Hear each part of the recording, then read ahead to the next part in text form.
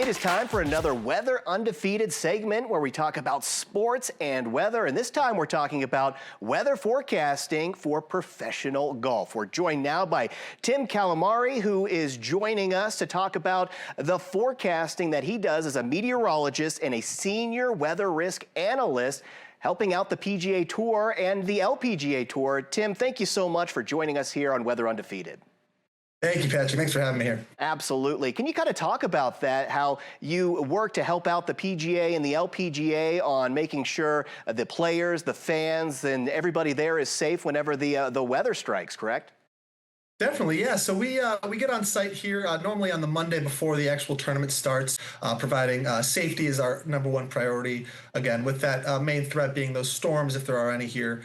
We would have that, lightning assessment here and, providing that information to the officials so that they're able to make the correct decisions as far as what to do with the tournament, as far as any suspensions needed throughout the days as we, continue to traverse the week.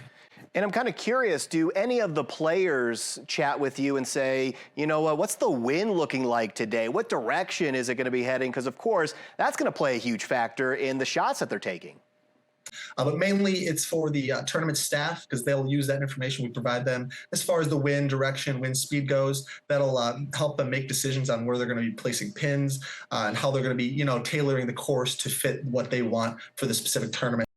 And can you kind of talk us through, say, an event is happening, big tournament, a lot of eyes on it, but you're looking at the radar, you might see some lightning nearby or maybe some heavy rain coming. So what would you go through? What would be that process?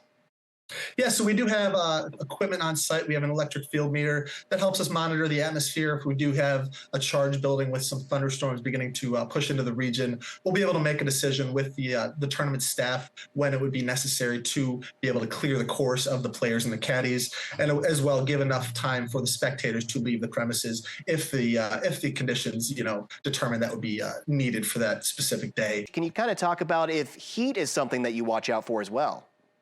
Definitely, yeah. There are some issues if the heat index gets a little bit too high. So we'll definitely mention that to the tournament staff, and they would, if that would be the case, they would put up some different signs up posted around the course, just letting the spectators and the players and caddies know that we are going to be experiencing some heat. Any crazy stories, any wild anecdotes on some of the tours that you've been covering where the weather's gotten involved? So there has been a few events over the past year or so where we've had, various activity throughout, the Gulf of Mexico region, along with its tropical activity.